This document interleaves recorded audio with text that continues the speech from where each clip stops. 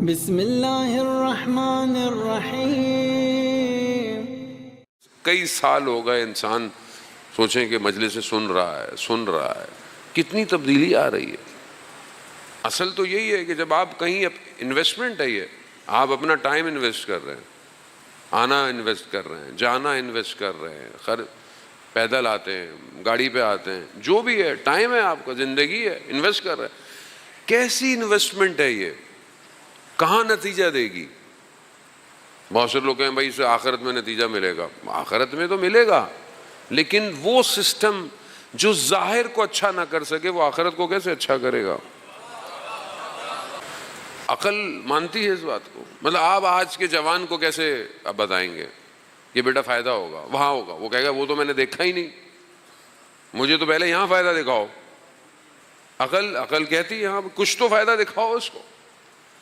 دین فطری ہے۔ کل آپ کی خدمت میں عرض کیا کہ پہلی جو امپورٹنٹ بک کا پہلا چیپٹر کیا ہے؟ عقل، لاجک۔ آنکھیں بند کر لو، یوں کر لو، ایسا کر لو، وہ ایسا نہیں ہے۔ دنیا اب ہر چیز کا سوال پوچھتی ہے۔ اب تو آپ ڈاکٹر پہ جاؤ، ڈاکٹر کھاؤ، وہ کہتے ہیں کیوں کھاؤں؟ بولے چھوڑ دو، بولے کیوں چھوڑوں؟ اگر کو وجہ تو بتاؤ۔ وہ پھر آپ ڈاکٹر بتاتا ہے کہ بھائی دیکھو یہ پرابلم ہے، یہ یوں ہے، یہ بلڈ سیل ایسے ہو جائیں گے، فلانا مسئلہ ہو جائے گا، فلانی چیز میں اتنی کاربونیٹ ہے، فلانے میں فیٹ ہے، تو انسان مانتا ہے۔ تو اب تو کوئی گولی بھی بغیر سوچے نہیں کھاتا، تو دوسری گولیاں کیسے کھائیں گے آپ؟ دوسری گولیاں جو عقل کو کھلائی جا رہی ہیں وہ کیسے کھائیں گے آپ؟ تو اسی لیے اذان محترم وہاں وہ مکتب کہ جہاں عقلی گفتگو ہوتی ہے، وہ مکتب ارتقا کرتا ہے، دستہ نہیں ہے، اوپر کی طرف جاتا ہے، تاکہ اس محفل میں ہر شخص آ سکے۔ علامہ تقی جعفری رضوان اللہ تعالی علیہ بہت بڑے فلاسفر اپنے زمانے کے گزرے۔ حیات جتنی ان کی تھی، جتنی انہوں نے اجازت دی حیات نے، اتنی انہوں نے نہج البلاغہ کی شرح کی ہے۔ اتنے بڑے فلاسفر تھے۔ ایک دفعہ کہیں گفتگو کرنے گئے کانفرنس میں، کیونکہ فلسفہ اور ملا صدرہ کا اور اس کے علاوہ جو بہت باقی چیزیں تھیں وہ سب اندر اترا ہوا تھا۔ یعنی کئی سال گزر گئے ہمیں حوضے کے اندر، جرت نہیں ہو پاتی کہ ان کی کتاب کھولو۔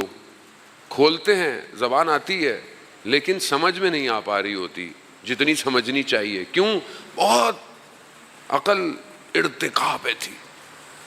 کہ گفتگو کرنے گئے تو انہوں نے شروع کی، انہوں نے دیکھا کہ جو سامنے بیٹھے ہوئے، سامنے کون بیٹھتا ہے؟ جو بڑے بڑے دانشور، ٹیچر، پیچھے آہستہ آہستہ، تو انہوں نے دیکھا کہ میری بات تو سب کو سمجھ میں آ رہی ہے۔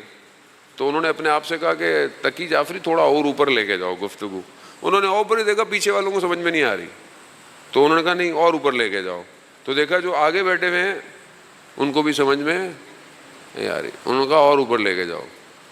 یعنی اور حقیقت ہے، یعنی صرف ایک قرآن کی آیت اپنے اندر 70 باطن رکھتی ہے۔ ایک آیت 70 باطن۔ جب عقل ارتقاء کرتی ہے، وہی ایک آیت ہر دفعہ میں الگ معنوں کو دیتی ہے، الگ دیتی ہے۔ جتنا آپ پڑھتے جائیں گے اتنا معاملہ بڑھتا جائے۔ اسی لیے لاجک بہت امپورٹنٹ ہے۔ لاجک اس لیے پڑھائی جاتی ہے ہر جگہ کہ آپ لاجک دیکھیں، فلسفی میں یا فقہ میں جائیں، لاجک، منطق بہت ضروری ہے۔ یہ جو آج معاشرے میں اتنی بحثیں، گفتگویں اور انٹرنیٹ پہ مناظرے، یہ سب اس لیے زیادہ نقصان ہوتی ہیں کیونکہ ہر کسی نے لاجک نہیں پڑھی ہوئی۔ مطلب فلانا آپ سے سوال کرتا ہے سجدے گاہ کیوں رکھتے ہو، فلانا کیوں کرتے ہو، یوں کیوں کرتے ہو، یہ ساری باتوں کا جواب دینا آپ کا کام نہیں ہے۔ جڑ پہ آؤ، اگر جڑ کو سولو کرو گے تو پھر فائدہ ہے۔ شاخوں پہ پھیلانگنے سے کبھی مسئلہ حل نہیں ہوتا۔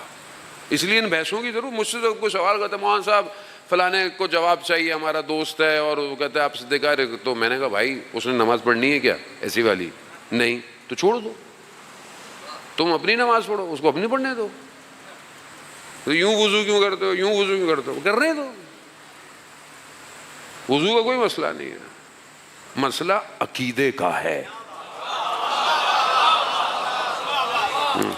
اور عقیدہ تقلید سے نہیں آئے گا، عقیدہ لاجیکل ماننا پڑے گا، عقل سے ماننا پڑے گا. عقل سے اگر عقیدہ سولف ہے پھر کوئی مسئلہ نہیں، پھر وہ جانے نمازیں جانے، حل کرو. وہاں تو معاملہ ایسا ہے کہ نیا نیا مسیح کرسچن مسلمان ہوا، آپ عقیدہ دیکھیں، قربانی دے دی روزہ عاشورہ، دشمن نے سر کو اہانت کی، وہاب ابن کلبی، ماں نے سر لیا واپس دے دیا، کہا جو ہم دیتے ہیں واپس نہیں لیتے. عقیدہ، عقیدہ اصل دنیا اسی کے لیے تو جنگ ہے. اگر توحید کمزور ہے تو سب فارغ، کوئی فائدہ نہیں. توحید مضبوط ہے سب سولف ہو جائے گا.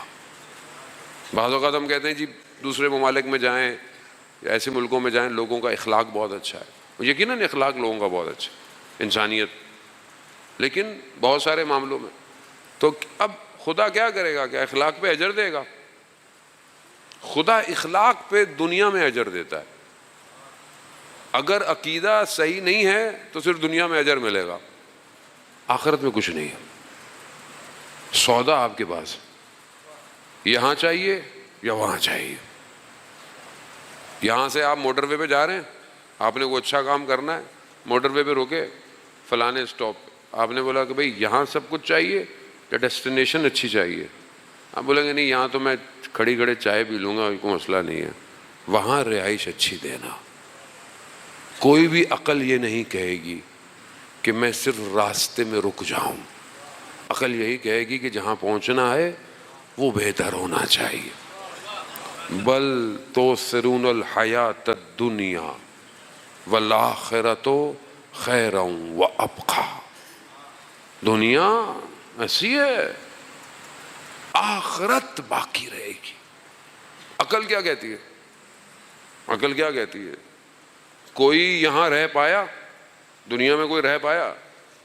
کوئی کتنا ہی بڑا کیوں نہ ہو، کتنا ہی پیسے والا کیوں نہ ہو. ابھی آج کل لوگ نیا بھی ایک باہر ہے، ابھی بچوں کو جوانوں کو ہو سکتا ہے پتہ ہے، ابھی بڑے بڑے لوگ اپنے آپ کو فریز کر رہے ہیں، باڈی کو فریز کر رہے ہیں تاکہ باڈی سیف رہے.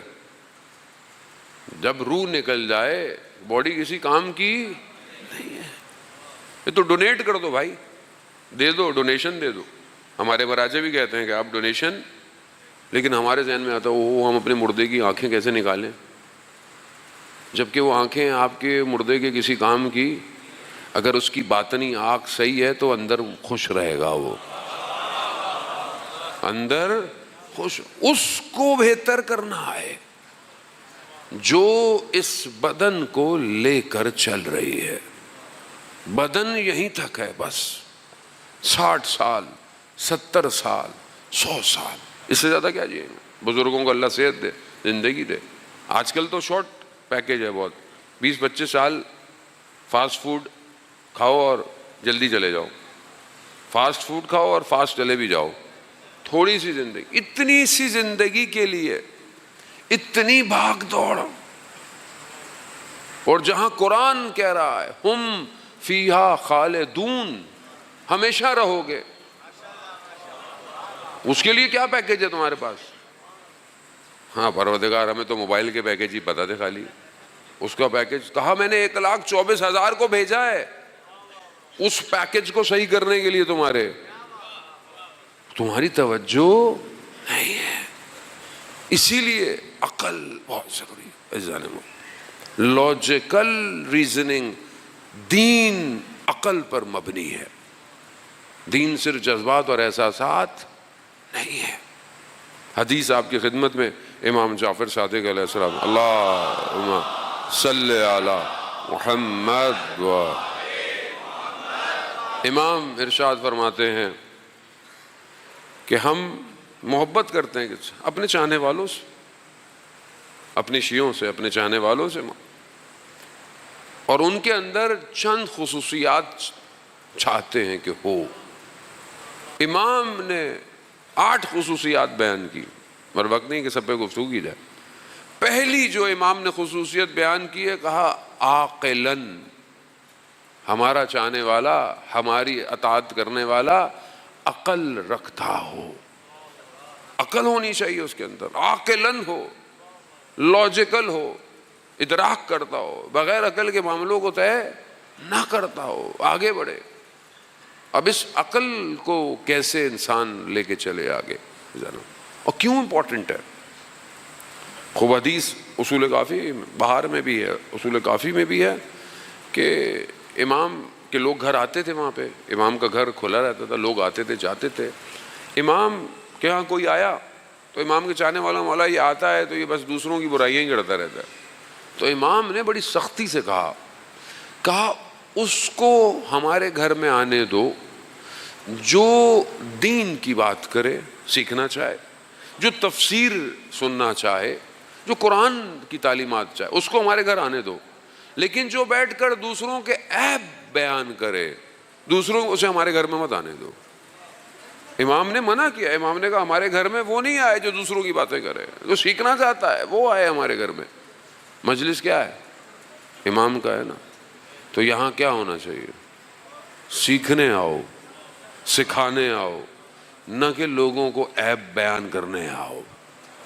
مجلس بہت امپورٹنٹ ہے، جانے بہت ہے. اس لیے تو عقل جب ہوگی تب انسان اس طرح سوچے گا اور آگے بڑھے گا. اور یہی چیز بہت ساری چیزیں اذان محترم عقل کو زائل کر دیتی. پہلی چیز عقل کو جو زائل کرتی ہے وہ شہوت ہے. انسان شہوت صرف جسمانی نہیں ہے، شہوت آنکھوں کی بھی ہے، شہوت ذائقے کی بھی ہے. ہر چیز میں انسان آگے کی طرف بڑھتا ہے، زیادہ اپنے آپ کو فیڈ کرے. کسی کو بہت کھانے کی شہوت ہے، کسی کو آنکھوں سے دیکھنے کی شہوت ہے، کسی کو یہ عقل کو زائل کر دیتی ہے. اب مثال کے طور پر دنیاوی مثلا ایک بندہ رکتا ہی نہیں ہے کھانے سے اور ڈاکٹر منع کر رہا ہے کہ نقصان دہ تمہارے لیے، لیکن عقل کیا بولی نہیں کھاؤ، لیکن اندر کی شہوت کیا کہہ رہی ہے کھاؤ. عقل زائل، عقل سوچ ہی نہیں رہی ہے.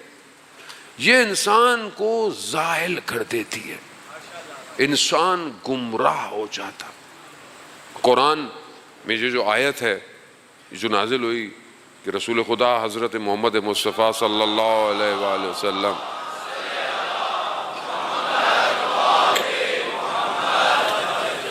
کہ آیت ہوئی کہ رسول ان سے کہو خضوع ابصارہم، اپنی نگاہوں کو نیچے رکھو. یہ آیت کا جو شان نزول ہے وہ کیا ہے؟ ایک جوان نے خاتون کو وہاں دیکھا، نگاہ کی شہوت تھی، اندھا ہو گیا. پیچھے پیچھے جاتے جاتے دیوار سے جا کے لگا کہ دیوار میں کہیں نوکیلی چیزیں تھیں. اس کے چہرے پر خراش آ گیا. جب خراش آیا، کٹ لگا، خون نکلنے لگا، ہوش آیا. کر کیا رہا تھا؟ فوراً رسول کی خدمت میں گیا اور یہ بیان کیا. تو یہ آیت نازل ہوئی کہ رسول ان سے کہو کہ اپنی نگاہوں کو نیچے رکھیں. قرآن اس شہوت کو کنٹرول کرنے کی چیزیں بتا رہا. یہی چیز عقل کو زائل کر دیتی ہے. آپ جتنی اچھی گفتگو کریں لیکن انسان اگر وہ کام کر رہا ہو جو عقل کو زائل کر رہا ہے، سوسائٹی نہیں کر سکتی. اور یہ آج جو معاشرہ ڈیزائن کیا گیا ہے، آج آپ کے سامنے گناہ، شہوت کو چیزیں بھڑکانے والی عام ہو گئی ہیں. موبائل آپ کے ہاتھ میں، انسٹاگرام، ٹک ٹاک سب آپ کے پاس ہے. اچھی چیزیں بھی آپ دیکھتے ہیں یقیناً، لیکن دنیا نے اسے ڈوبنے کے لیے بنایا ہوا ہے. اور ہر چیز جو ہے وہ آپ دیکھیں، باہر نکلیں کھانے کی آپ کو بل بورڈز نظر آئیں گے. یہ ہر اس چیز کو ایجاد کر رہا ہے. انسان اگر اپنے اوپر قابو ذرا سا بھی نہ رکھے ڈوب جائے گا. یہی چیز انسان کو برباد کرتی ہے. کون بچائے گا اس پورے عرصے میں؟ عقل. وہ عقل کہ جو امام کی اطاعت کی طرف لے کے جائے، وہی شخص شہوت سے بچ سکتا ہے. دوسری چیز کہ جو عقل کو زائل کرتی ہے وہ غضب ہے. غضب، غصہ. کیوں غصہ حرام ہے؟ کیونکہ جب انسان غصے میں ہوتا ہے تو عقل قتل ہو جاتے ہیں، طلاقیں ہو جاتی ہیں، حادثے ہو جاتے ہیں، کتنا کام کس کی وجہ سے؟ غصے کی وجہ سے۔ غصہ ہونا بری بات نہیں ہے، غضب ہونا جو اللہ نے اندر ایک قوہ دیا ہے، ایک پاور دی ہے غضب کی، وہ ضروری ہے۔ کیوں؟ کیونکہ وہ غضب دشمن کے لیے بھی کام آتا ہے، وہ غضب اپنی ہی خواہشات کو قابو کرنے کے لیے بھی ضروری ہے، مگر ہمیں کبھی پتہ ہی نہیں چلا کہ اس پاور کو، اس انرجی کو استعمال کیسے کرنا ہے۔ ہم اس کو نیگیٹو استعمال کرتے ہیں۔ غصہ آ گیا، کس بات پہ غصہ ہے؟ گاڑی یوں گزر گئی، گھر میں ذرا سی کوئی بات ہوئی، کھانے میں نمک زیادہ تھا، فلانی چیز زیادہ تھی، فلاں، غصہ آیا، کہانی برباد ہو گئی۔ پھر یہ پلٹتا نہیں ہے۔ اس غضب کو آپ دیکھیں نا کہ انسان ایسا ہو جاتا ہے بعض اوقات بچوں کے سامنے، والدین کے سامنے، زوجہ کے سامنے، کہیں انسان ایسا ہو جاتا ہے اور یہ غضب اس کی عقل کو زائل کر دیتا ہے۔ کتنے معاشرے کی مشکلات اس غضب کی وجہ سے، جو کہ جائز نہیں ہے۔ عقل کہاں گئی؟ عقل سو گئی۔